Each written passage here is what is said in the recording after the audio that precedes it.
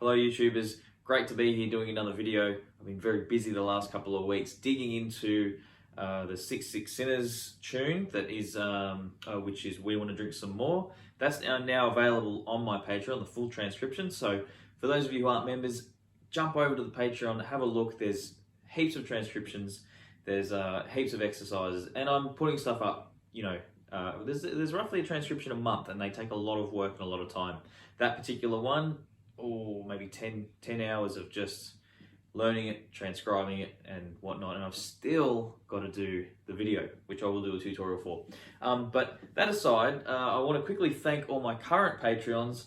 So I'm going to go through that real fast here. We've got Albert, Chris Cantu, Christian, Colin Thors, Daniel O'Brien, David Binks, David Logeman, Ilya Korths, Jeff Thies, who's a brand new one, thanks for jumping on, Jimmy Ferguson, Keith Linder, KG, Lock Up Your Fat Dog, Lewis Saltiedel, Matthias Kowalczyk, Michael Henderson, Mike McCormick, Panu de la Roca from the Graveyard Bashers, great band, check those guys out, Paul Tahiro, Pieter Jan Vossen, Sean McDonald, Uncle Superfly, and Scotty G. Scotty G is also a new one, so Scotty G and Jeff Thies, thank you guys for signing up. Now, that aside, I also want to tell you guys I was part of a podcast recently from another fan. We sat down, we talked, just shot the breeze for an hour.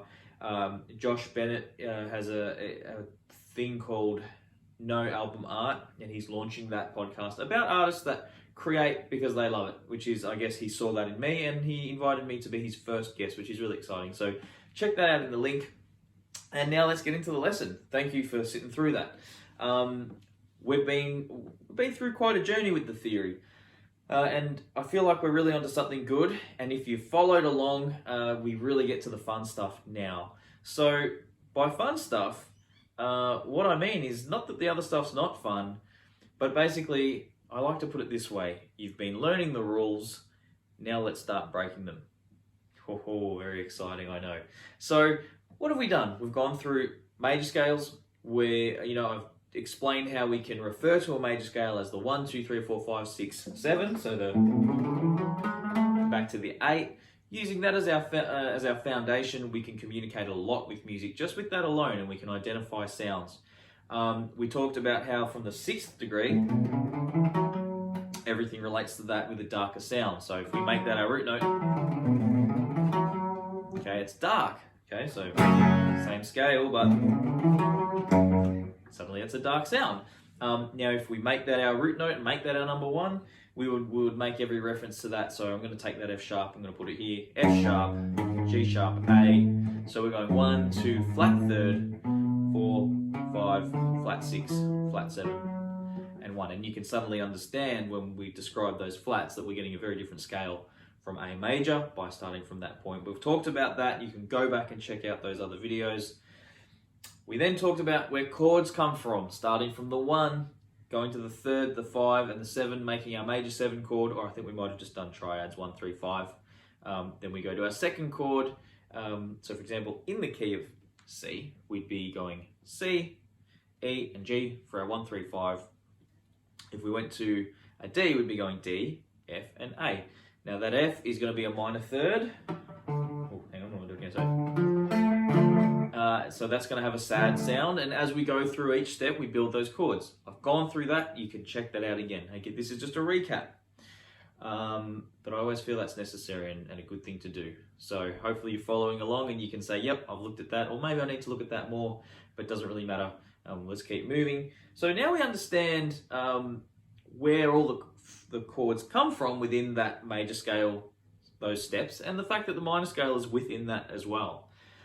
This is where we get exciting, and this is the thing that I've been building you up to, is that a lot of stuff in psychobilly and rockabilly and jazz and all kinds of things, it uses stuff from outside of these 7 notes, and that's where it gets interesting. A lot of psychobilly stuff almost has a complete disregard for the scale, which I love as well. By knowing the scale, we can see that relationship, and that's what we're going to talk about today. So in the last few lessons, I actually showed you how we can play chord scales. So if we're doing G, then maybe Okay, so we talked about that. Now, I've also talked about how if we did that from the minor, the sixth degree, which was E minor, okay, then we get that dark flavor, just like with the scale.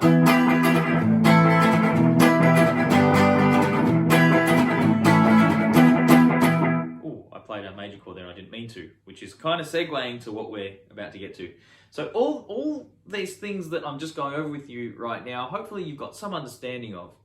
But where it gets really cool is, just like that, I accidentally played an A major chord. That wasn't deliberate, but it really suits what we're going to talk about today. Where it gets interesting is when you start taking things and almost with a disregard for the rules that we've talked about, you start making up things. You might use a major chord instead of a minor, like if it was going to be a minor in that procession of chords that we would use for that key, but we happen to use a major, guess what? We're going to play something just outside of the scale. The good news is, with the tools that you should now have, you can analyze it, work out what it is, and then if you want to write a solo or sing a melody over it, you might be able to pinpoint what it is that has put us outside. So let's have a look how we could do that. Let's look at that exact example right there. So let's say we're in the key of G. We know we've got G to work out of, A minor, B minor, C major, D major, and E minor. We've got F sharp half diminished, and we're back to a G chord. What we're going to do though, we're going to make E minor our focal point, so we're going to play in E minor, which is the related minor of G, and we're going to make A minor. I'm going to use an A major instead. So let's make a few simple chords. Let's say I go E minor and G, and then A. Let's say we just play those three chords.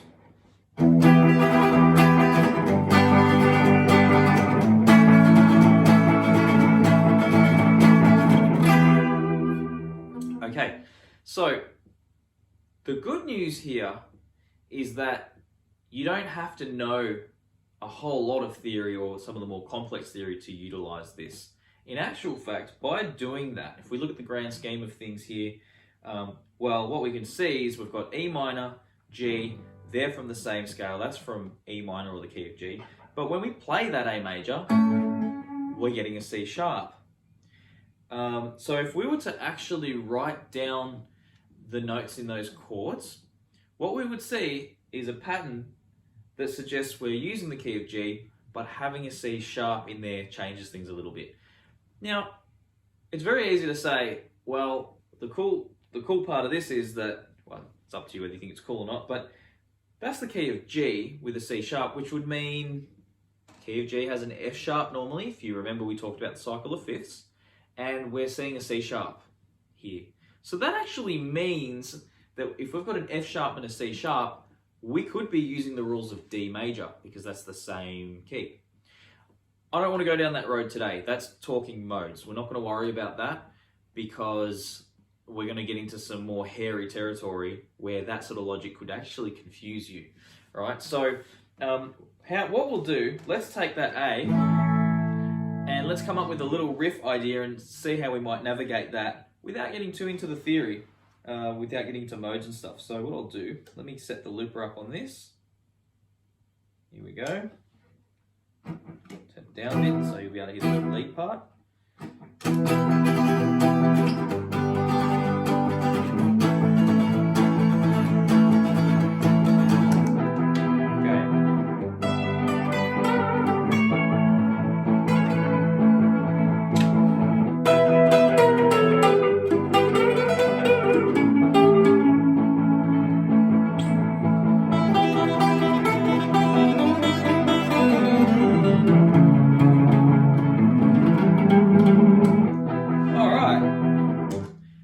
You can see straight away I'm playing some very E minor based ideas, but at the point of reaching that A major chord, I'm grabbing the C sharp. Really simple.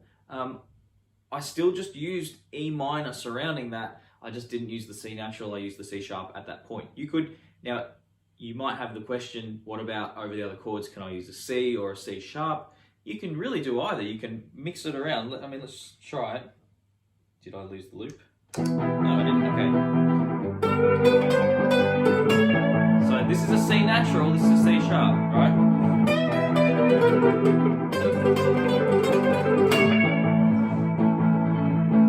Okay, so you can see there, I was using the C natural, and at that point I was using a C sharp. So I was, working in the key of G and then making that alteration. So this is where we're starting to muck around with the rules. Believe it or not, using that C sharp can still fit into a tone, tone, semitone pattern, just not from the standard keys that we would normally use. And that's where modes come in. But let's forget about that for a second. Let's completely forget about that because that's something we will get into. I'm going to make this more interesting right now. So let's delete that loop.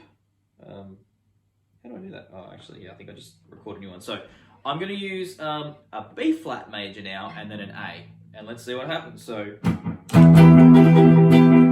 that's going to be too loud. Hang on. Let's just slow that down a little. Okay, here we go. Take two.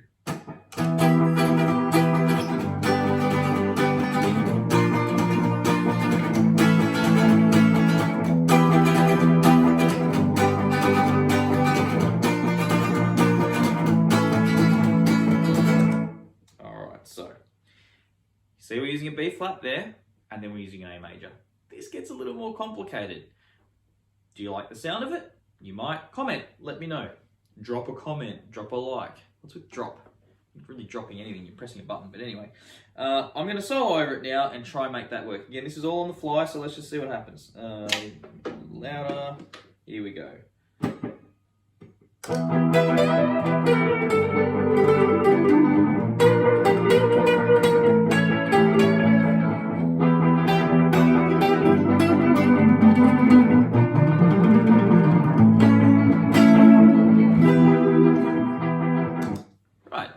Enjoyed that, that was fun. What did I do? What did I think about? Well, B flat is definitely stepping outside of the realm of E minor and G. We're getting to some interesting territory here. So when I hit that B flat, I did two things. One, I worked a little bit off chord tones the first time around. I just sort of really thought about that B flat, to be honest, the root note, how easy is that? But if I look at other tones available to me within a B flat major chord, if I look at the major scale, 1, 2, 3, 4, 5, I know that the major chord is going to use the 1, the 5, the root note again, and the major third. So we've got a D, we've got a B flat, we've got an F natural, and a B flat. So the F natural, outside of the key of G. The B flat, outside of the key of G, or E minor, whichever one. Because the key of G normally has F sharp, and then those other notes are like B flat's normally a B natural. Now you might be going, whoa, slow down, hang on a second. If you work through the other videos with the cycle of fifths and you write down the notes that are in them, you have the ability with a pen and paper to sit down and make this analysis of anything that you come up with, okay? Now you can completely avoid all of that and just muck around by ear and try and find notes that you like. You could look at the structure of the major scale, okay, against that particular chord being a major chord, and rest assured that you can use something pretty, loosely within that structure to get you out of trouble, or to just, maybe that's not the right term, because it's almost like, it's not about getting yourself out of trouble, it's coming up with something that you like. You've actually got this structure to work off. 1, 2, 3, 4, 5, 6, 7, 8, over that major chord, major scale. Kind of makes sense, right? So that's, you've obviously, just getting back to the notes, you can make a note of what notes are in that chord and work them out against that the overall scale of the song and work those notes in at that point in the progression. Okay, I hope that's making sense. It's all a little bit of a tongue twister trying to get that all out. But let's try something else. One more thing. What if I happen to play a B flat minor here, and then an A major, right? Let's try it, let's see what happens. Let's let the subconscious do some thinking there.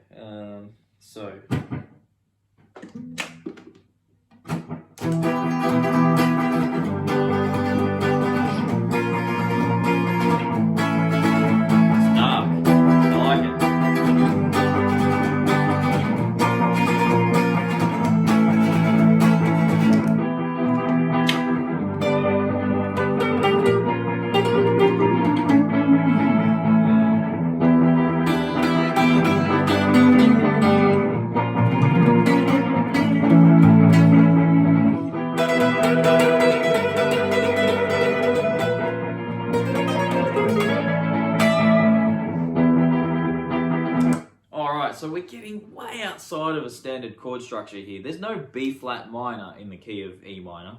There's no A major. We're seeing some interesting notes in there. We're seeing the C sharp in the A chord, but even in the B flat minor, we're getting the D flat, same note. So I could have played on that in my chords. I didn't even think of that. Which is why it pays to do a little bit of analysis and just go, what notes here? So I was thinking E minor for the first two chords, no problems. And then I'm just thinking of basic B flat minor kind of ideas. 1, 3, flat 5, 1, 3, flat 5, 4, 5, flat 6, flat 7, root note, and then same ideas I mentioned before with the A chord. It's really just the C sharp that is outside of the key of G in the notes within the A chord. I mean A, E, A, just that C sharp. I can at the point of A, by the way, I mean I can pretty much just trundle along in the key of E minor or G and utilize that C sharp, which same thing I mentioned earlier on. Okay, so there you go. There's from a melodic perspective, that's how you tackle that. But what is it? What is that? What am I doing? What am I actually talking about here? What I'm talking about here is taking your progressions and throwing chords in that aren't from that original scale that hopefully you've been working on, which I taught you. That was a long sentence. So let me give you an example now on how to write a progression like that. Well, it's pretty easy really. Take those chords again. Once again, let's take those chords in G. Then we've got F sharp diminished. I'll play it up here.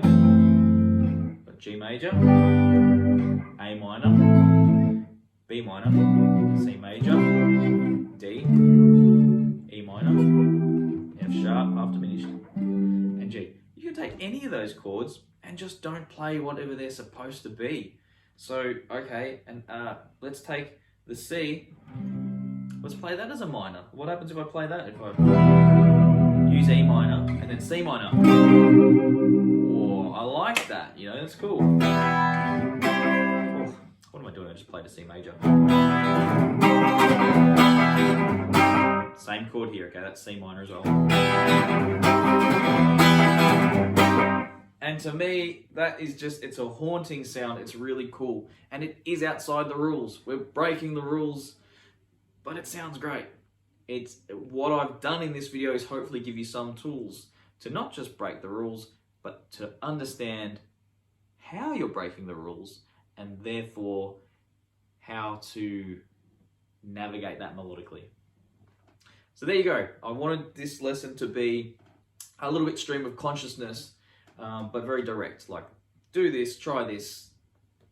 Here are some ideas. So I hope you enjoyed that. Guys, there's not going to be any notes on this one on the Patreon, but if you haven't been on the Patreon, check it out. There's a whole pile of transcriptions.